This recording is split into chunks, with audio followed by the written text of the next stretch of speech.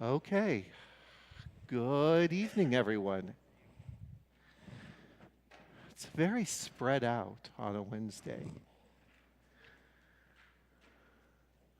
To make sure to use my peripheral vision. Of course, as always, if there's something you want to insert in the class and you notice that I'm not noticing you, feel free to throw something at me or just say my name.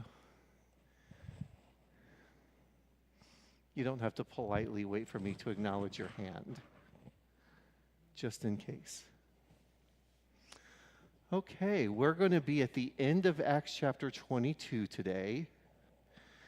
We ended in Acts 22, 29 last time, basically the second to last verse of the chapter.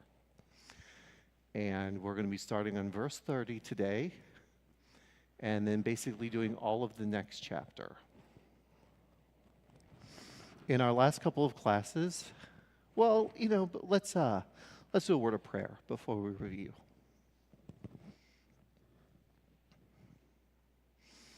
Our God, we thank you for this day. We thank you for this opportunity for new beginnings. And while we know that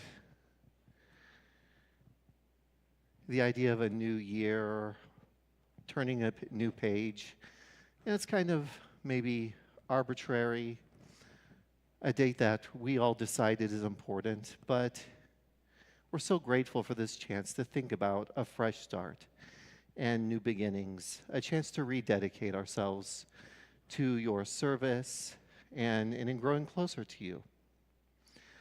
We're thankful for everyone who's here together. We're thankful for everyone who's leading classes tonight. We hope everyone's classes are edifying and that they equip and encourage all of us to grow closer in your service. Be with us through the study. Help us have open hearts and minds. And we pray this in Christ's name. Amen. In the last couple of classes, Paul has been, he's returned to Jerusalem. He's gone there after receiving repeated warnings that imprisonment awaits him there. The Spirit has warned him directly. Multiple individuals have prophetically come to him saying, chains are awaiting you in Jerusalem. In one of the passages we studied, someone was even pretty dramatic about it. But Paul goes anyway. He knows what's awaiting him. And almost immediately, after arriving in Jerusalem, a riot breaks out in and around the temple complex. And Paul's the topic of the riot. He ends up in Roman custody, and he asks to address the crowd. When he addresses the crowd, he emphasizes their shared heritage and his past zeal for the Levitical law. And the crowd listens, at least at first. He loses them, however, when he reveals that God intends him to bring salvation to the Gentiles. Then a possible combination of nationalistic, ethno-supremacist, and religious fervor overtake the crowd, and they demand Paul's life. How dare you suggest that these pagans could ever be as acceptable to God as we are? The Roman guard, however, take Paul under their supervision. And after some confusion regarding Paul's citizenship status, which we talked about at length last time, the guard commander has Paul address the Jewish Sanhedrin Council. And that's where we pick up today. I'm going to be reading here from the Christian Standard. I'm starting in Acts 22, verse 30. The next day,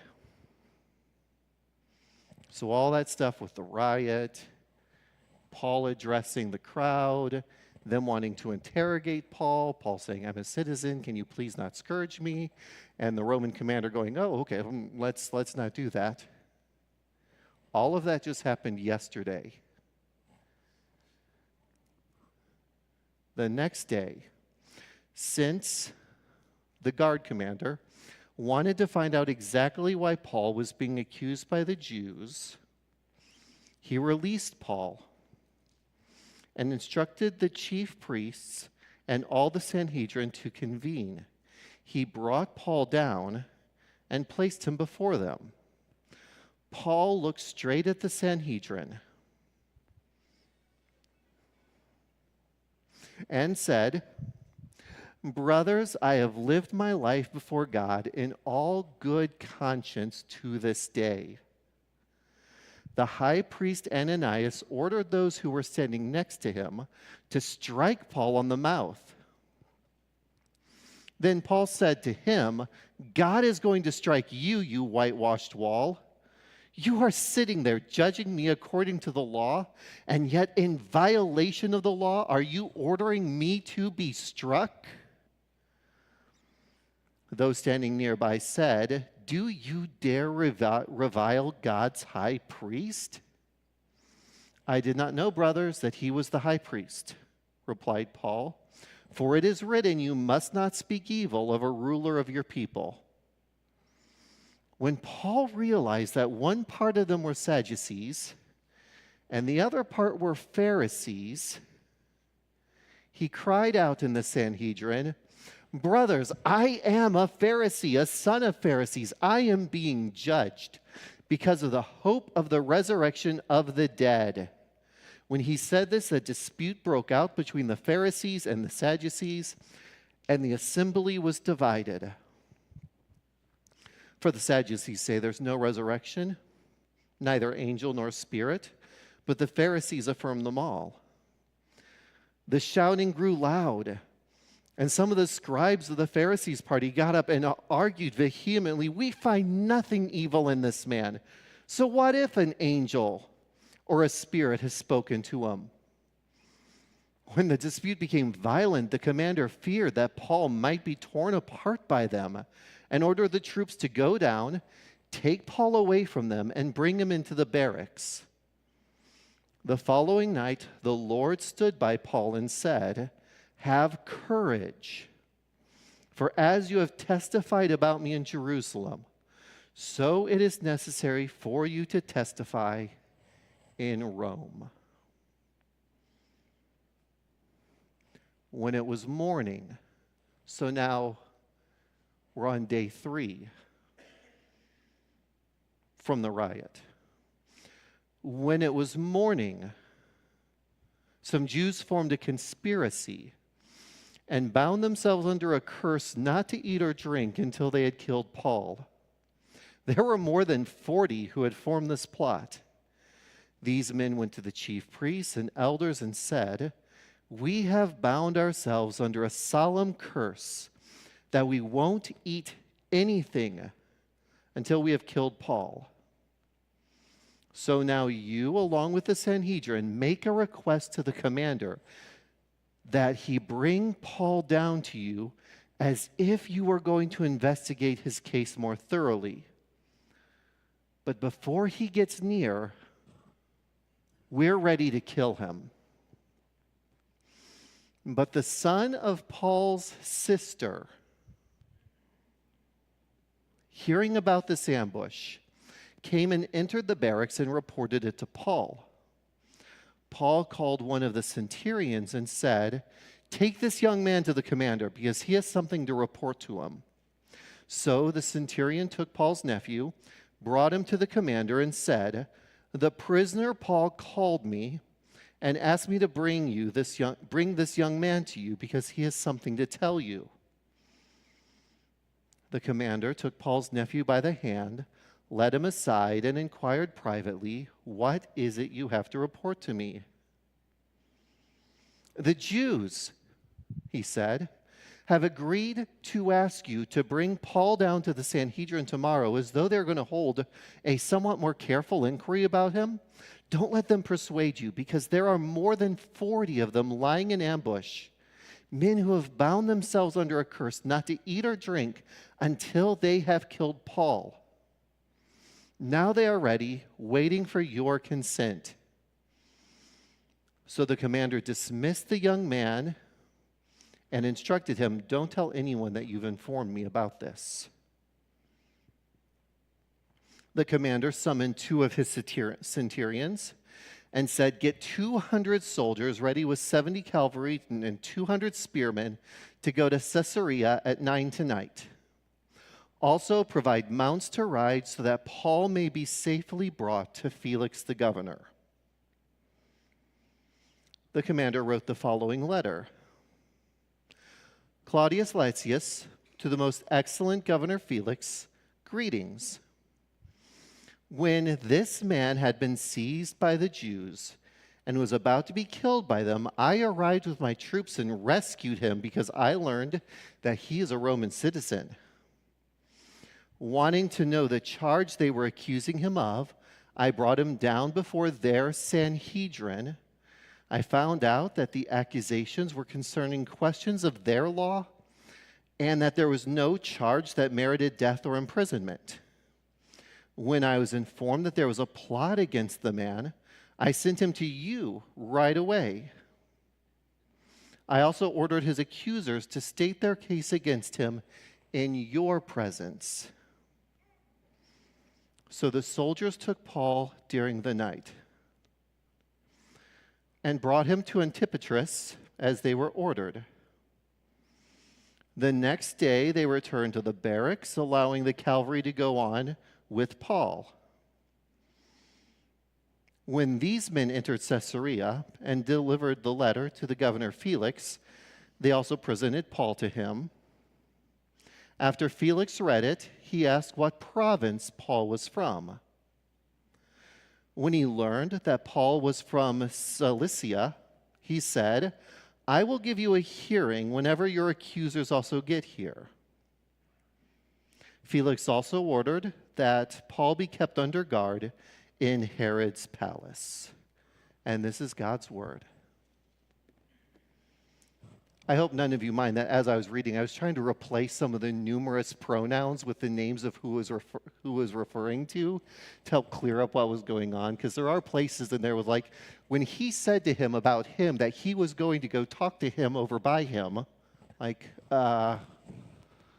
Luke? I got a little bit lost, dude.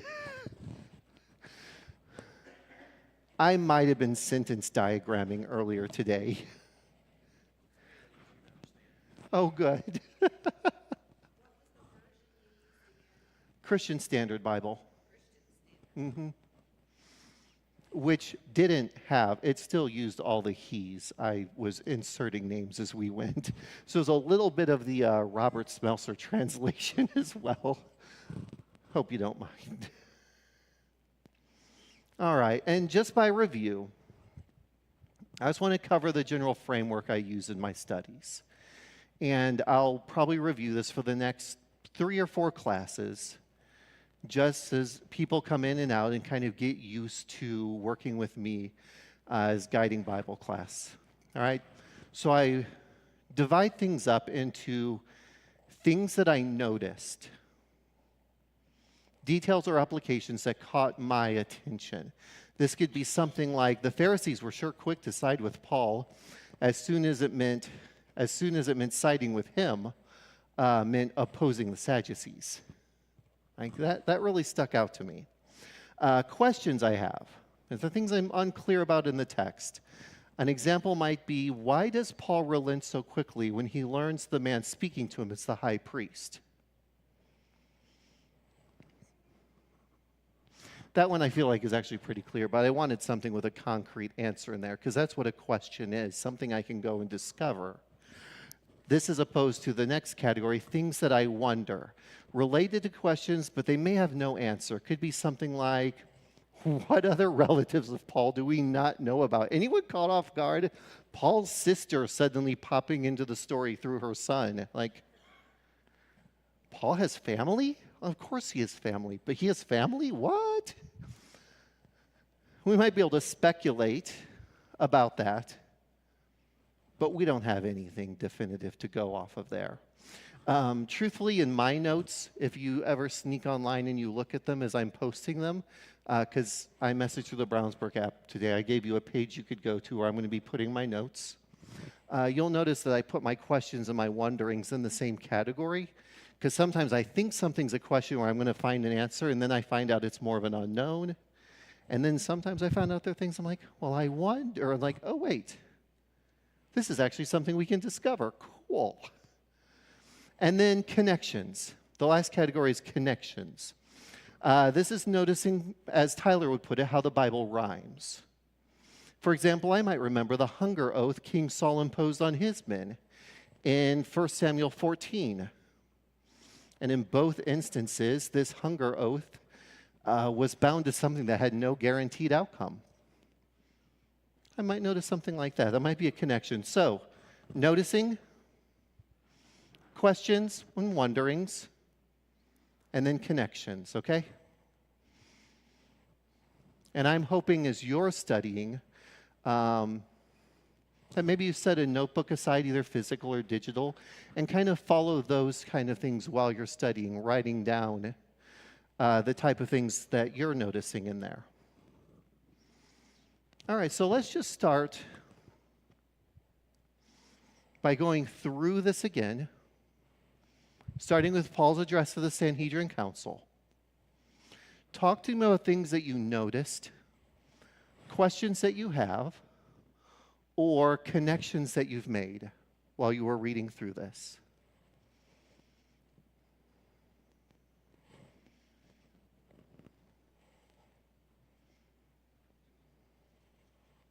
Go ahead, sir.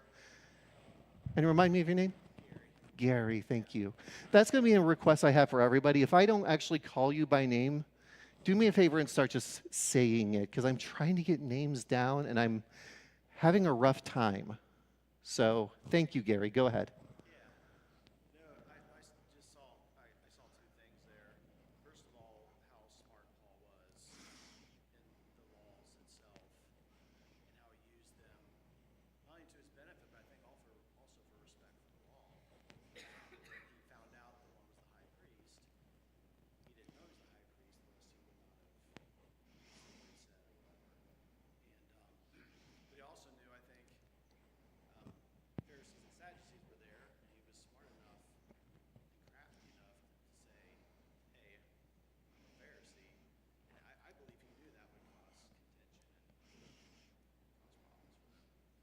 Yeah, do you remember kind of a funny little connection here? So Gary talked about how Paul was respectful of the law, and he showed how much he still honored the law by his relenting when he learned that this individual he was speaking to was the high priest. He even quoted the law back to them. And then how he uses his knowledge of their belief systems to work this trial to his advantage. Do you remember a couple of those parables that Jesus would tell about how, like, you must be sly and crafty at times? It's like, what does Jesus mean when he says those things? Because craftiness doesn't seem to be a Christian value by and large. But, like, I think this is a good example of it. Nothing good was going to come out of this trial.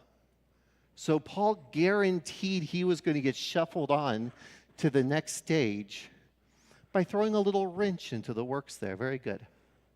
Yeah, go ahead.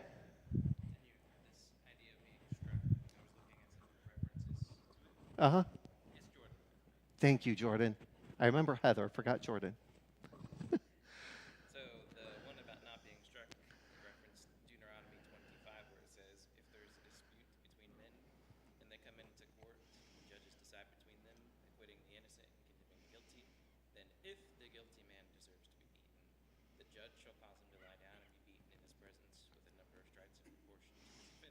Mm-hmm. And the other part that Paul quotes was Exodus 20.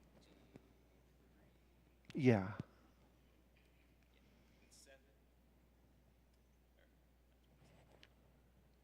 28, 22, where it says, "You shall not revile God, nor it's interesting. One, the high priest is acting as judge here, and he's showing he's already condemned him as guilty. Two, what the people say to Paul is, would you revile God's high priest, not would you revile God? And Paul's response is, you should not speak evil of the ruler of your people, not even touching that first part. Yeah, very good. Yeah. Yeah, so what we have here is we just talked about how Paul quoted from a couple of Old Testament passages here, or at least referenced them, about the, don't speak evil of a leader of the people, but then also throwing at them, like, you're not supposed to just beat a prisoner indiscriminately. Like, that's wrong. John and then Heather.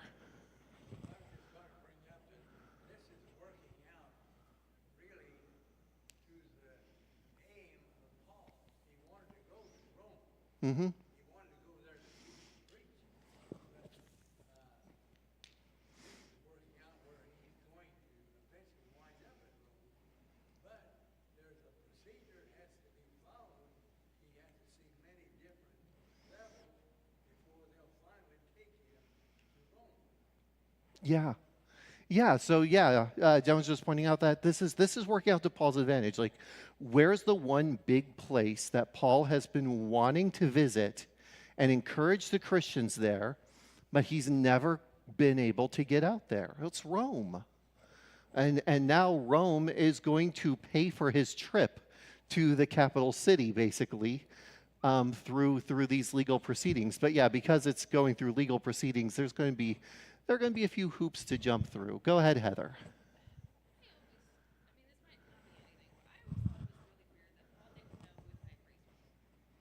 Yeah?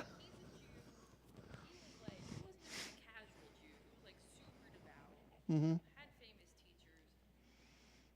I don't know, is it just like a thing like, I would assume he would have to go to Jerusalem for holidays and things, but I don't know if it's just a thing where like, it's not like we have photographs everywhere if he just didn't Yeah. know the high priest by sight. Yeah, I was kind of wondering the same thing. As I was reading, I was like, how do you not know who the high priest is? Like, well, okay, they didn't like have, photo galleries of people back then, or you could reference for this. Look at them by sight. I have two comments. One, just a second.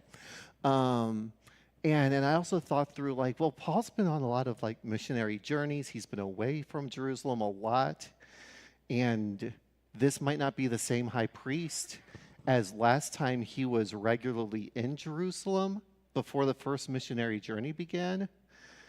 And during the other ceremonies and stuff that he might have come back to Jerusalem for, you'd only see the high priest from like a distance.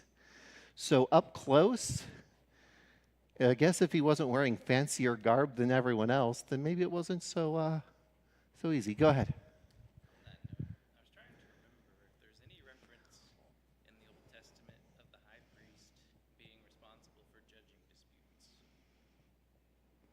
So, if not, this could be kind of a jab at this isn't your role. Could The be. high priest has a position, and you're taking over other positions.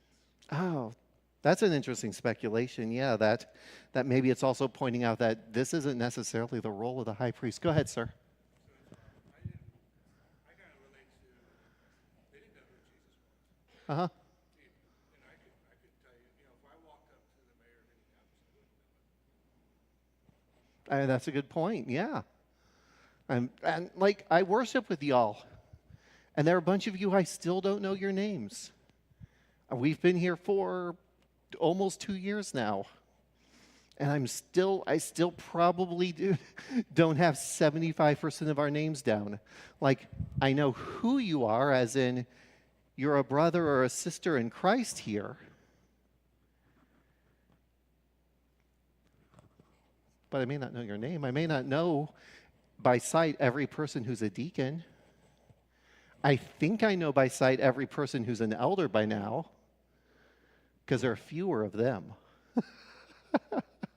But yeah, so good. Yes, thanks. Good discussion on that. And you all bringing up like Paul's work here. on this whole difference between the Pharisees and the Sadducees. This is really interesting, y'all. So, prior to the first century,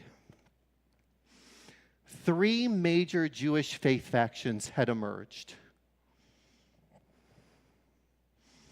Don't know if you'd want to call them denominations, to use modern words on it, but there were definitely like factions or sects within the larger umbrella of Judaism.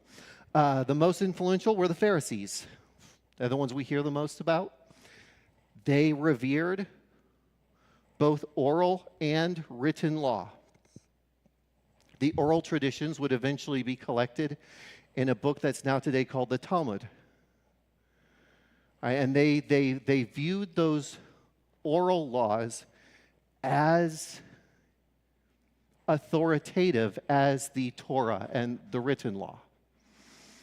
They really wanted to restore Mosaic Judaism in its original form in Israel. They believed in an afterlife, and they also believed in a Messiah, but they were looking for a Messiah that would liberate physical Israel and usher in a new era of peace with Israel as a world power again. The Sadducees, and this is really interesting because, I don't know, when I was growing up, I was always really taught the very simple, the Pharisees were the conservatives and the Sadducees were the liberals. From a social standpoint, that's true. The Pharisees were very much like, don't let foreign influences change how we dress, how we talk, or any of our customs. And the Sadducees were more like, no, it's cool. We can look and sound a little bit Greek. It's okay. It's not the end of the world. However, they were more literal and fundamentalist in their approach to the written law. In that regard, they were actually probably more, modern terminology, conservative than the Pharisees because they rejected the oral tradition and they only wanted the Torah. And they wanted to read it as literally as possible. They focused on temple worship. They were not so thrilled with the idea of synagogues because they didn't exist in the Torah. They didn't believe in an afterlife because it's not in the Torah. They didn't believe in a spirit of God because it wasn't in the Torah, literally in black and white. So they rejected a lot of things that the Pharisees accepted. Now, one we don't read too much about are the Essenes. They were kind of tired of the Sadducees and Pharisees, and they formed a monastic order in the wilderness. And this is probably why we don't read much about them, because most of the Gospels and the book of Acts happen in cities. And the Essenes didn't live in the cities. They lived out in the middle of nowhere, off the grid, so to speak. They'd have been on one of those survival shows, only they'd be in a group. They wouldn't be by themselves. They went and they formed this monastic order in the wilderness. They followed strict dietary, sacrificial, and celibacy codes. The one major impact, though, that the Essenes probably had is they're likely the order that preserved what we now call the Dead Sea Scrolls. And that's the legacy that the Essenes have left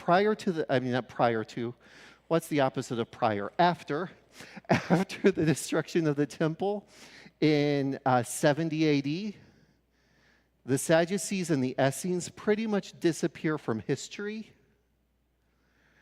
A lot of Sadducee documentation, their own writings, didn't survive. So basically what we know about what they believe is what Pharisees wrote critically of them, or what's contained in the writings of the Bible. But we don't have a lot of firsthand accounts of what the Sadducees actually believed. But they kind of went by the wayside. And then the Pharisees are very much the forefathers of modern rabbinical Judaism. And they kind of evolved into that rabbinical system. No one would call themselves a Pharisee anymore. No one uses that language anymore. But that's where they kind of evolved. Okay, so if you grab my notes online, I have a link in there to a chart that helps you see some of the differences between those groups. All right, so yeah. So that's the discourse with the Pharisees and the Sadducees. And Paul's like, hey, you remember last time when Paul was talking to the Jewish crowd? And he was trying to emphasize his commonalities with them before, saying, oh, and by the way, God told me to go talk to the Gentiles. But prior to that, he was like, hey, I'm a Jew, a Pharisee. I learned at the feet of Gamaliel. I was zealous according to the law. You can write to the Sanhedrin Council and ask them, and they will testify how zealous I was for the law. I was baptized by this guy who's a Jew of good standing in his community. He was emphasizing his commonality with them. We get here with this whole thing with the scribes and Pharisees, and Paul leans hard into his history as a Pharisee and successfully gets those Pharisees on his side. At least for right now. Anything more on that? Go ahead, John.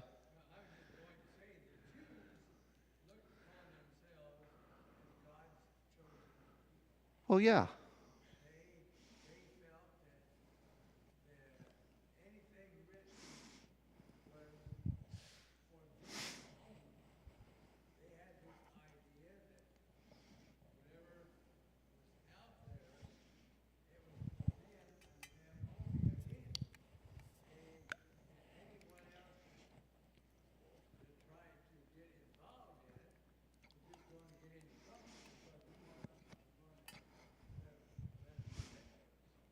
Yeah. Yeah. And quite honestly, like John was just reminding us that they viewed themselves as God's chosen people, the Jews of that time period did. Was that based in any fact? Yeah, like their whole history. From the choosing of Abraham to the promises to Jacob being named Israel and them all being called Israelites after him, to the tribes being named after children of Jacob. Their whole identity is rooted in this. So yeah, it is a big deal. It's a big change. It's a big transition. If I were living during that time period, and if I'm completely honest with myself, if I were as zealous of a Jew as I am of a Christian now, I would have probably rejected Paul. If I'm completely honest with myself, I'd be like, don't give me this new stuff. Don't go telling me that things are changing. I like things the way they've always been. So, I mean, they're completely understandable. However, there's an interesting application here that I made while I was reading this. There was a whole lot that the Pharisees would have never agreed with Paul on. Paul was their enemy now. What's worse is he's a former ally, but he's their enemy now. Only as soon as they had a chance to own the Sadducees, they were willing to compromise their own integrity because they saw an ally against a common enemy. And I've got to ask myself, like, am I as easy to manipulate? Are there times when I side with those I shouldn't just because I've identified a common enemy, or because I think siding with them is going to be advantageous to me, despite everything else that in any other circumstance I would say this group of people or that person I would be deeply critical of. But now, well, you know, they said something right on a topic that I care about, so I'm going to side with them no matter what. And if that erodes my integrity, if that makes me look like a hypocrite, oh well, at least I win. That's kind of what the Pharisees did here. They were kind of hypocrites in this moment, siding with Paul.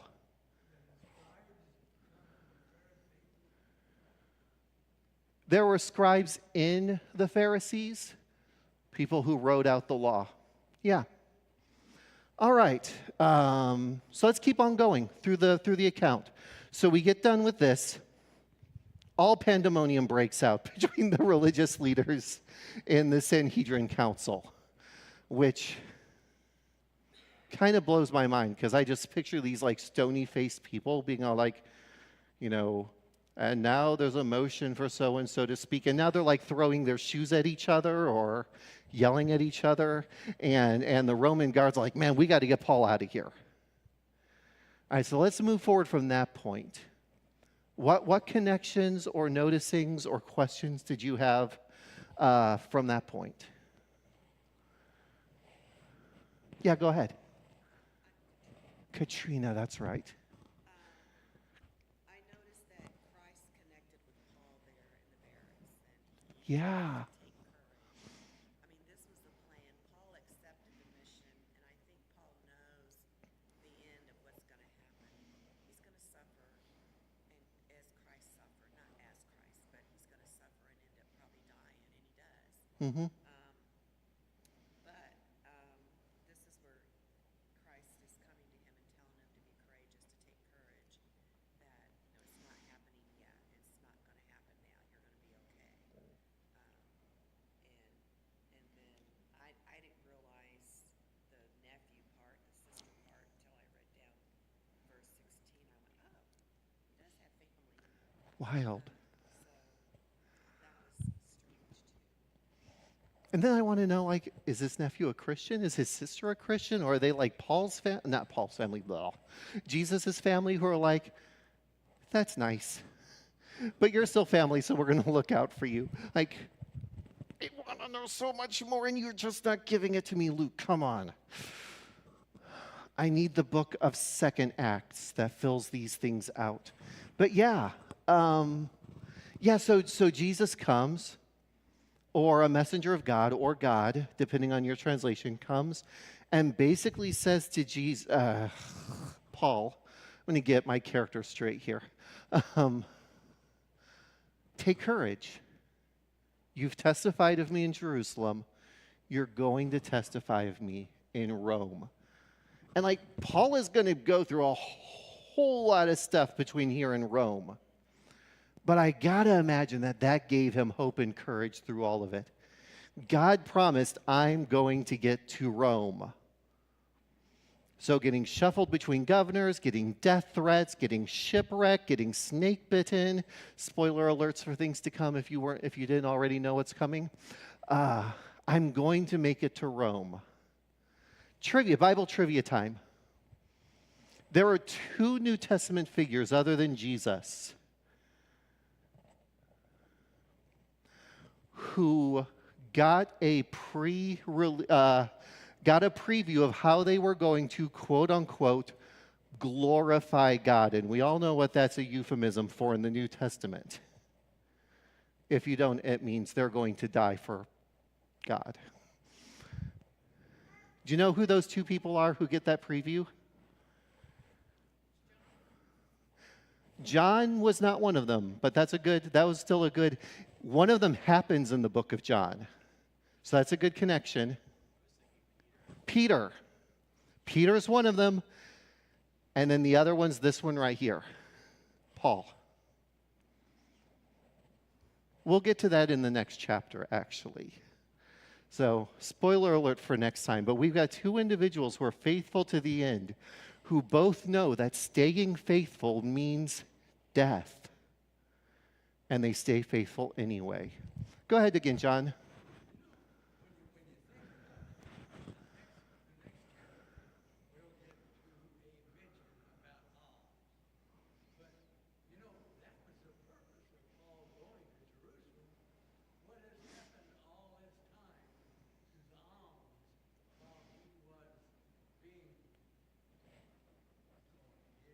Mm-hmm. See what I'm saying? No. What happened to all that stuff? Oh, yeah, the collection for the relief. Mm-hmm. Yeah.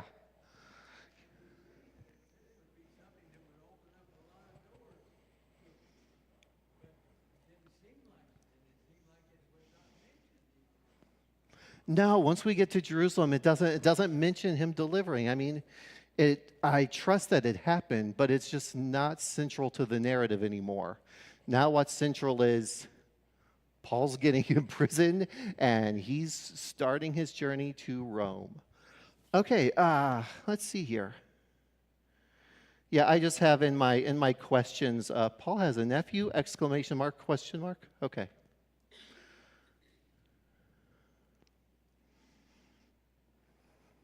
Did any of you catch in the letter that this Roman commander wrote? I love this letter. I love this letter. It's totally one of those self-evaluations where you make yourself look like you had a bigger role in a project than maybe you really did. Because catch on to this here. I'm going to read this letter again. Okay, so Claudius, now we know the name of the commander, by the way, Claudius Lysias, to the most excellent Governor Felix. And I am just old enough to hear the name Felix and picture an orange cat. And this is what Governor Felix looks like in my head. Welcome to my world, y'all. Okay?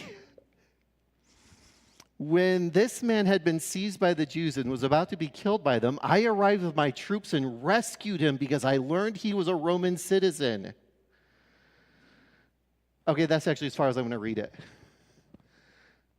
I went after him because I knew he was a Roman citizen. I rescued him from those Jews. Yes. No mention of we were about to beat the tar out of him, and then he told us he was a Roman citizen, and then we backed off. I knew he was a Roman citizen. I got in there and I fixed this. He was quite the hero of his story, which is totally cool. We're all the heroes of our own story, which gets us though to this whole plot thing. I want you to keep that in your head. We're all the heroes of our own stories. These people who in the previous chapter, the day before, were writing about Paul in the temple complex, were they doing that because they wanted to oppose God? Were they doing that because they wanted to be remembered as a mob? Nah. They're the good guys. They're defending pure Judaism from this guy who's corrupting it. The Pharisees and the Sadducees who opposed Paul, did they see themselves as corrupt or hypocritical? Did they see themselves on the wrong side of God? No. They saw themselves as the good guys. And now let's talk about these people who want to kill Paul, which actually happens before the letter. So we're out of order a little bit. I got ahead of myself. So, go ahead, Katrina. But I thought it was interesting that it was 40 men, not 28, not 30, not 45. It was 40. Uh-huh. And that's such a pivotal number in the word. 40 days, 40 nights. Yeah. Just 40 years in the wilderness, just different things. That's thought is strange to me. 40, and they're not eating or drinking. Right, so they're not eating or drinking, and you're right. We end up with a number that's loaded with moments of trial and overcoming. The number 40. And it's interesting because I think Luke did that on purpose so we would note it, because we actually know it's not exactly 40 people. Because more than once it says there are more than 40. But instead of saying there are 44, 46, it's more than 40.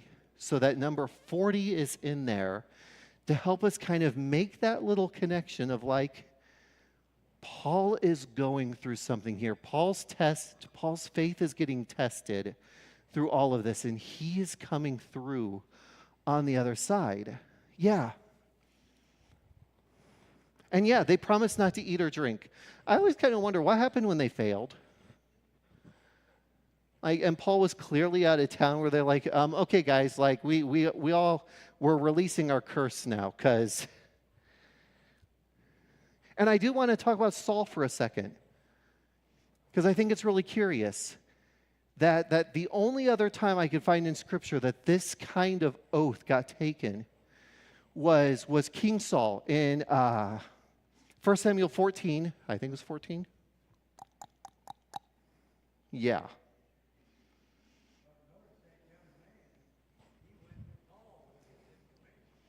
Yeah, Paul's nephew went to Paul with the information. You're right.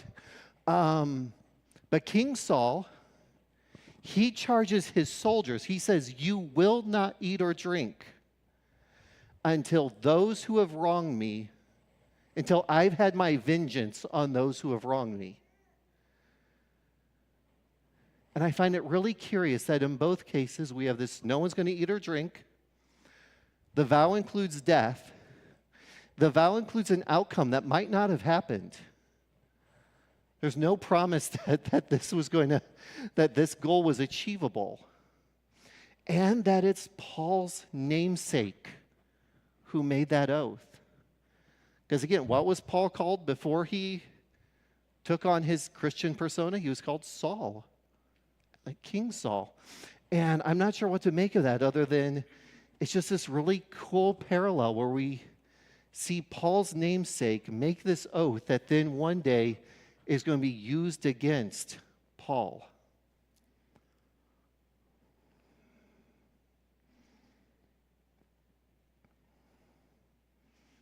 All right.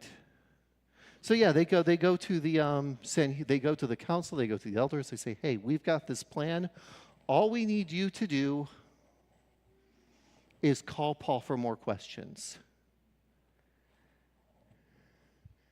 I think this one's really interesting too, because they're not asking the Jewish elders here, they're not asking their religious leaders to get their hands dirty. They're just asking the religious leaders to call him down and then look the other way. They're asking these elders, the Sanhedrin, to be complicit. And again, thinking about application to all this, like, can I be guilty of being silent when evil or injustice or exploitation or harm to others benefits me, maintains my status quo, makes life easier for me? And so, like, okay, I'm kind of okay with it. John Stuart Mill in 1867 wrote this: bad men need nothing more to compass their ends than that good men should look on and do nothing. He is not a good man who, without protest, allows wrong to be committed in his name, and with the means which he helps to supply, because he will not trouble himself to use his mind on the subject. The Pharisees were, the Sadducees, the Sanhedrin, the elders here, they were complicit in a murder plot, not because they came up with it, not because they were going to enact it, but because they knew about it. They saw that it benefited their status quo, and they were just going to let it happen. They were just going to let evil happen. I can't remember who said this about Nazi Germany at the time. They said, you know, the biggest problem wasn't those who were actively persecuting the Jews. The biggest problem were the good Christian individuals who saw what was happening and said nothing. You know? So for me here, a big application is, I as a Christian, I as someone who aspires to be like Christ, who reaches out to the oppressed, the marginalized, the forgotten, the fringes. I can't just silently stand by and let harm happen to the most vulnerable just because it suits me, just because it makes me feel more secure. All right, so next time, that was the second bell. We're going to be in the next chapter. We're going to be in Acts chapter 24. So go take a look at that, and I'll see you on Sunday. Thanks, everyone, for your participation and for reminding me of your names and just being wonderful people in general.